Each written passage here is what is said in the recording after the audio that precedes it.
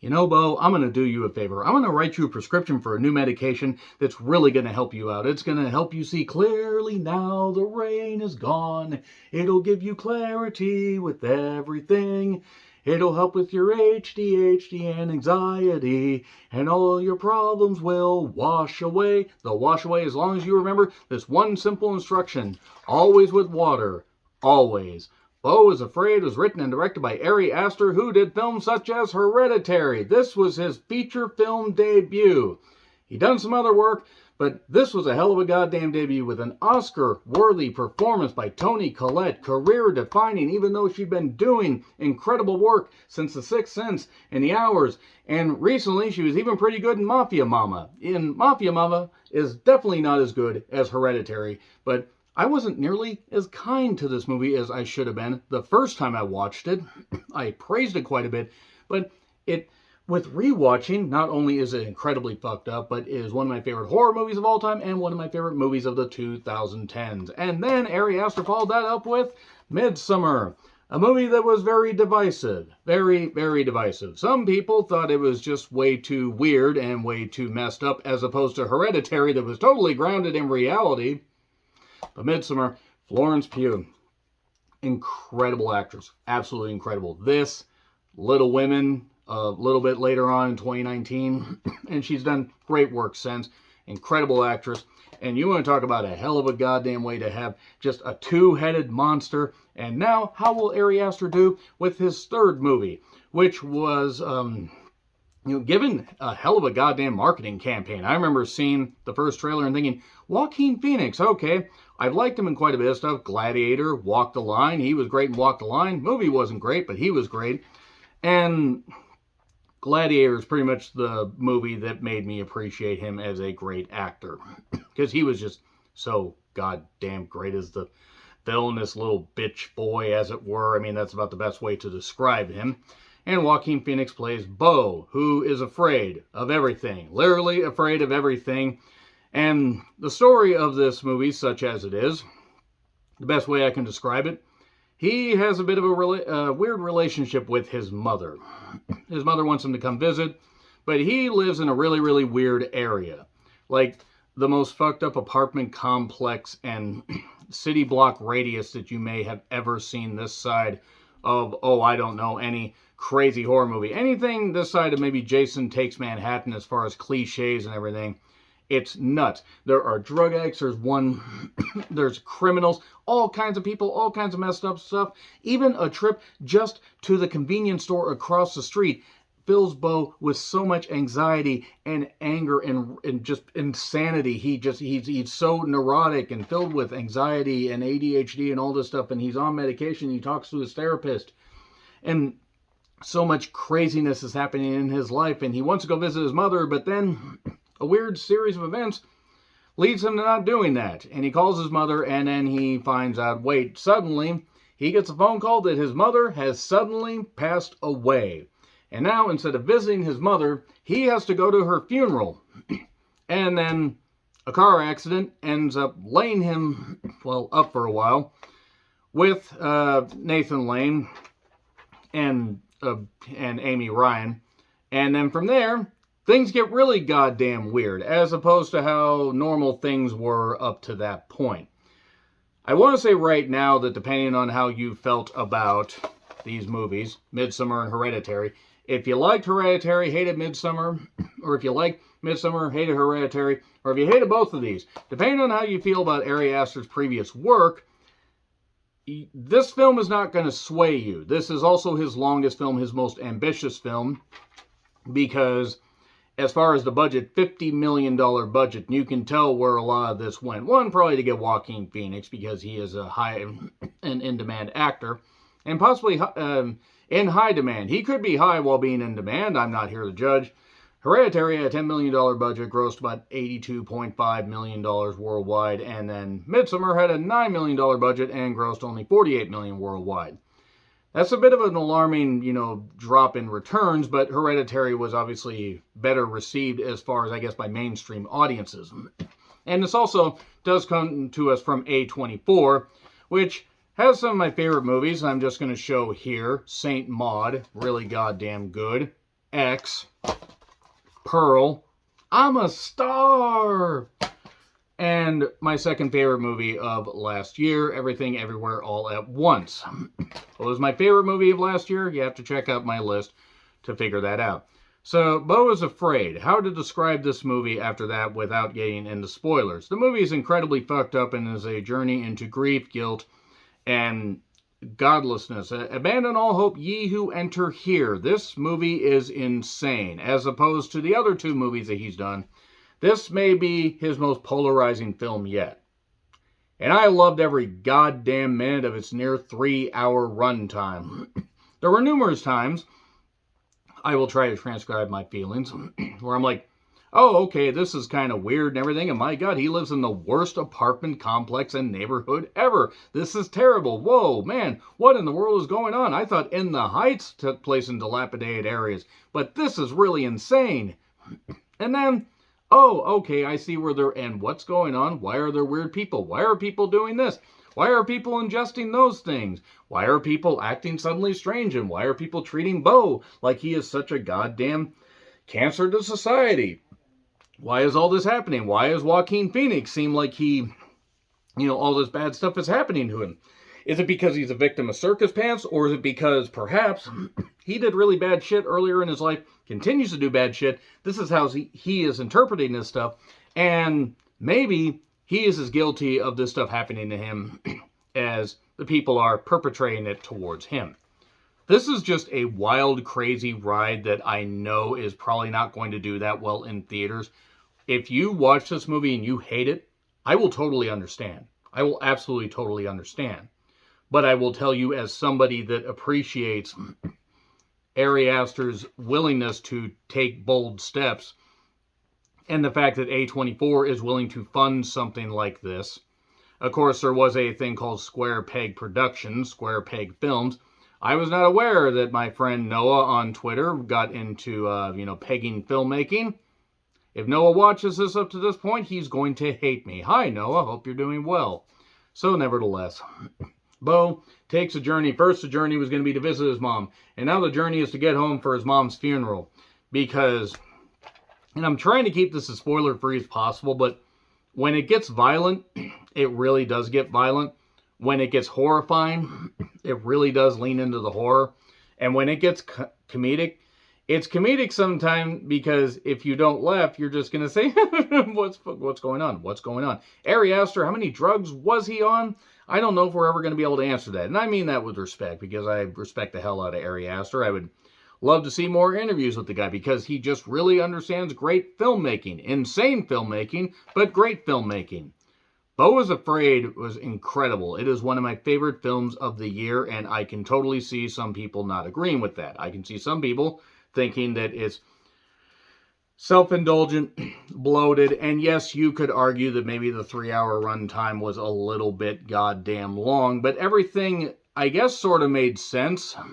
The movie had a good overarching story about guilt, grief, and insanity, while also being very obtuse. And yeah, this film is kind of obtuse. Even though there is a point to it, it takes a lot of divergent paths, and it does a lot of weird, trippy shit where you're going to think you took copious amounts of mushrooms and you got high. And I don't get high, so I watched this movie sober, and I was enjoying every goddamn bit of it. Joaquin Phoenix being in this, Parker Posey is in this. Nathan Lane is in this as a straight man. That was the least believable part of the movie. I kid. Nathan Lane is awesome. Haley Squires, Michael Gandolfini, Zoe Lister-Jones, who is beautiful, by the way, Patti LuPone, and Richard Kind, who's been great in numerous things. And there's a lot of other people in this. This movie is just a trip and a half, and then some. 3 hours, mostly flew by. Again, there are points where it does, I don't want to say drag, it just slows down because you can't just go, hit the goddamn gas pedal for 3 goddamn hours. But it's always moving, it's always interesting. Even if you don't understand what the fuck's going on, this movie, from again, the director of Hereditary and Midsommar, and yes, I'm just going to put those up there because these are 2 of my favorite films of the 2010s. Even though I know some people in the comments might think that I'm nuts for liking Midsommar or however the hell you pronounce it. But it's great. Beau is Afraid is great. There's some animation stuff, some crazy stuff, horror, comedy, everything. Human Centipede together. Incredible performance by Joaquin Phoenix. Him playing various versions of Beau because this has a lot of flashbacks and a lot of weirdness about it, and it's so nuts. It's so nuts. Shout out to the kid that played the teenage Beau as well. And now I'm going to get into spoilers. These spoilers will not take very long because I don't know what I can spoil, because I don't know if I can figure this movie out without more rewatches, which I'll have to do when it comes out on streaming. Anyway, it's in theaters if you want to check it out. Otherwise, you can wait till streaming for 3 hours of madness. 3, 2, 1, spoilers! Okay. So in the very beginning, he is talking to his therapist. His therapist writes that thing, always with water, always. And then weird fucked up shit starts happening. He sees stuff on the news. This dilapidated apartment that he lives in. Crazy, crazy shit going on. One guy covered in tattoos, various drug addicts. One naked guy that just goes around stabbing people for whatever reason. And his relationship with his mother gets explored. And Nathan Lane, Amy Ryan's characters come in because they accidentally hit Beau after he has an insane moment. Later, after he tries to get a bottle of water to take his pills down, and he barely can pay for it.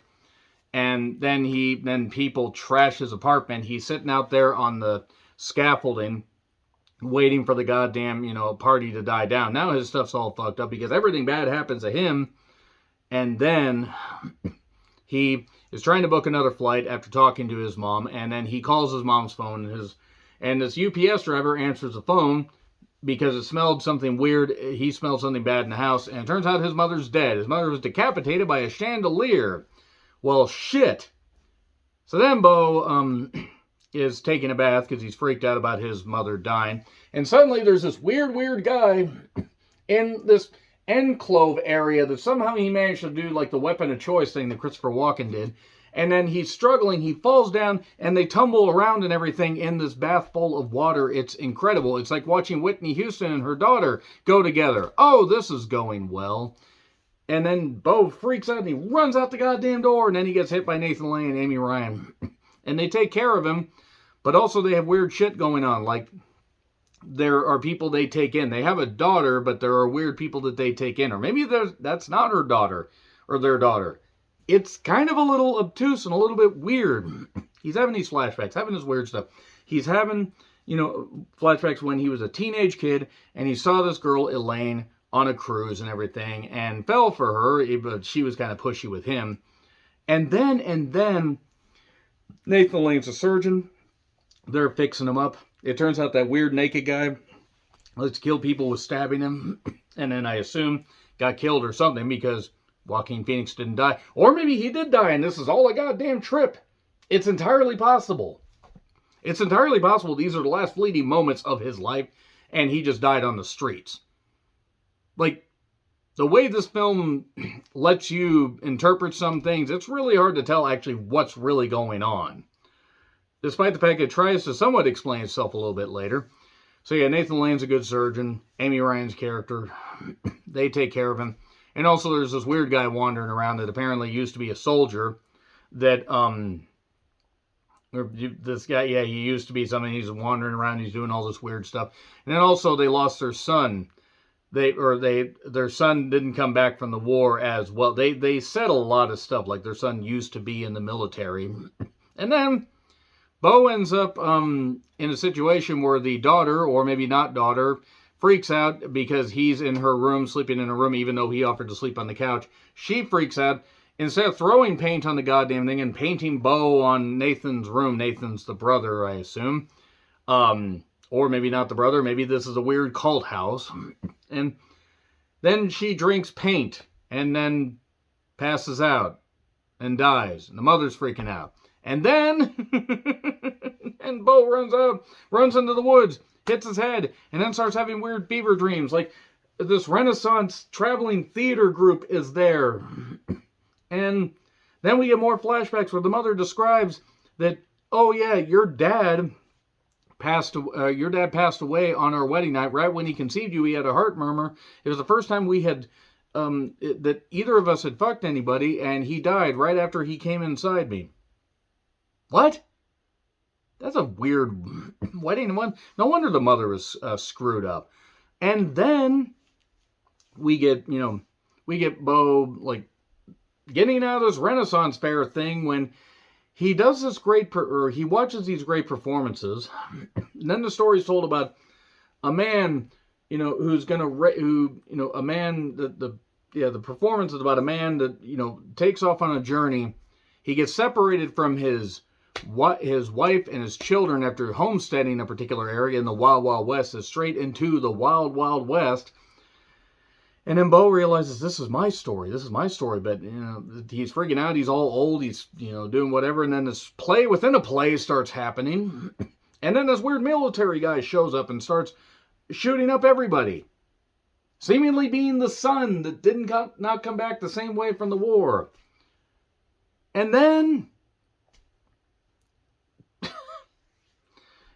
we get like other flashbacks where the mother is locking brave Beau, up in the goddamn attic and taking care of cowardly Beau that won't stand up for himself. And also there's this weird stuff going on with that girl Elaine that was the only girl he had ever loved, and he was so neurotic, I guess he never slept with anybody else. Okay, is what it is, that's fine. Maybe he did, maybe he didn't. And what ended up happening in the movie, a little bit later on, is Beau manages to finally catch a ride after getting out of that Renaissance fair and all that stuff. He catches a ride with an older guy that drives him to where his mother's house is, because his mother was decapitated by a chandelier, and he gets there and the funeral's already done, and this funeral video is playing. Mentions the mother is petrified of squirrels, the mother was a great CEO and all that. He crashes on the couch, and then this girl shows up. This girl, it turns out to be Elaine, played by Parker Posey. And oh my God, he did wait for her like she wanted him to in that one flashback that was said about and everything. And it's so hard, weird, and crazy to describe. And then they end up sleeping together. And Beau's all worried because his dad passed away like that. The grandfather and the great-grandfather, they all ended the same way, and this terrible curse was passed along to Beau. And then they end up fucking, and he finishes early, but Parker Posey wants to finish. And then he realizes, wait, I'm alive. And then looks up at her, and Parker Posey is dead. He fucked her to death. It's like that movie that Sam Elliott was in, where was it Sam Elliott? It was somebody. Was it While You Were Sleeping, or I don't remember. Can't remember if I had Julia Roberts or Sandra Bullock. Answers in the comments, please. Not that I gave many descriptive details as opposed to non-descriptive details. So Parker Posey's dead, and then suddenly the mother says, oh, just carry on like that or whatever. Pretend I'm not even here. The mother is alive. The mother had the maid offer her head and offer her life. And then because she's such a great CEO, she paid off the family, and that's it and everything. And why'd she do this? Because the only way that she was going to be able to get her son here to tell him everything that she wanted to tell him was by pretending she was dead, because he wouldn't come see her while she was alive. Her mother never treated her well. She could never earn her mother's love. She wanted to give all the love she could to Beau, but Beau was never appreciative. Or maybe the mother is just equally fucked up, and the mother is just going to, while not trying to treat Beau the same way that she got treated by her mother, she did the same thing to him. Now, Beau obviously wasn't the best son either, but tried to be the best son, and had been drowning in grief and guilt and anxiety and stuff like that, and had been swallowed up by all these weird emotions, is the best way I can describe. And then his mother basically just gets in his face, doing all this, and then he just grabs her neck and just does it because he's had it. And then he lets go, and then she passes out. Also, the therapist was there because apparently the therapist was paid by the mother to get some answers out of Beau. And then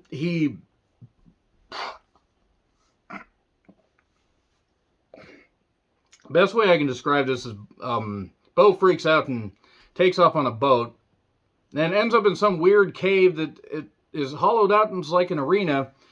And then Richard Kind and the mother are reading his testimony, all the stuff he's guilty of, and all the things that he did. He would feed fish at the therapist's office, but he wouldn't help a person with a few bucks when they were trying to run at him and everything and possibly kill him or maybe demand some money, whatever. He would help animals, but he wouldn't help people.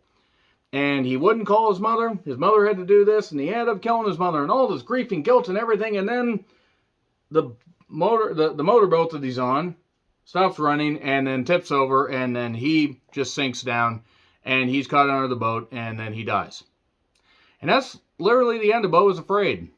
No, really, that's how the movie ends. And then everybody leaves the stadium in the cave, like a Roman Colosseum. Yeah, it could have been a biblical story for all I know, except this was told better. A+. I don't know exactly what the fuck happened, but A+, because I loved it. I loved it even if I didn't understand every single goddamn thing, because Aster is an incredible filmmaker. So yeah, always with water. Maybe that was a thing. Maybe it was a drug-induced psychosis, or he was just going through the last remaining seconds of his life, and they seemed to stretch on forever. What did you guys think it was? Answers in the comments, please. Like, share, subscribe, Twitter handle in the description. I'm John Ritlin. I'll see you soon.